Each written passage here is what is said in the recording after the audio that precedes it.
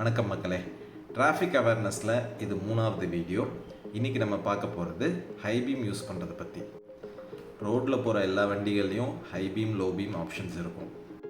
சட்டம் என்ன சொல்லுதுன்னா, அடுத்தவங்களை தொந்தரவு பண்ணுற மாதிரியோ இல்லை ஆபத்து உண்டு பண்ணுற மாதிரியோ ஹை பீம் யூஸ் பண்ணால் 500லேருந்து 1000 ரூபாய் வரைக்கும் ஃபைன் போட முடியும் அப்படிங்கிறது.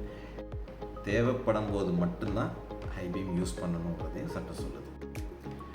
ஆப்போசிட்டில் வெஹிக்கிள் வரும்போதோ இல்லை க்ளோஸாக ஒரு வெஹிக்கிளை ஃபாலோ பண்ணிகிட்டு இருக்கும்போதோ, சிட்டி லிமிட்குள்ளேயோ இல்லை நல்ல ரோட் லைட் இருக்கக்கூடிய ரோட்ஸில் போகும்போதோ ஹை பீம் யூஸ் பண்ணவே கூடாது.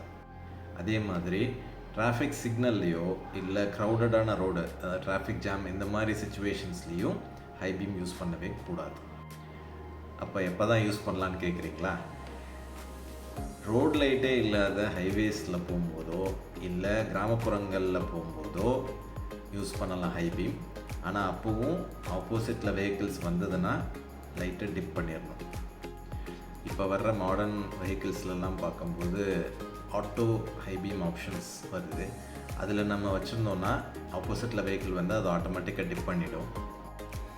ஆப்போசிட்டில் வெஹிக்கிள் வரும்போது ஹை பீம் நம்ம யூஸ் பண்ணோன்னா அவங்களுக்கு வந்து ஒரு 3 செகண்ட்ஸ் வரைக்கும் பிளைண்ட் ஆகுது கண்ணுக்கு அப்படின்னு சொல்கிறாங்க. அப்போது அந்த 3 செகண்ட்ஸில் ஹைவேயில் ஸ்பீடாக போயிட்டுருக்கும் போதெல்லாம் ஒரு ஆக்சிடெண்ட் கூட நடக்க சான்சஸ் இருக்கும். அதனால தான் வந்து ஆப்போசிட்டில் வெஹிக்கிள் வரும்போது ஹை பீம் யூஸ் பண்ணக்கூடாதுன்னு சொல்கிறது. நம்மளோட நலன் மாதிரியே எல்லாரோட நலனையும் கருத்தில் வச்சு தேவைப்படும் போது மட்டும் ஹை பீம் யூஸ் பண்ணி நம்ம பயணங்களை இனிமையாக்குவோமா? நன்றி, மீண்டும் சந்திப்போம்.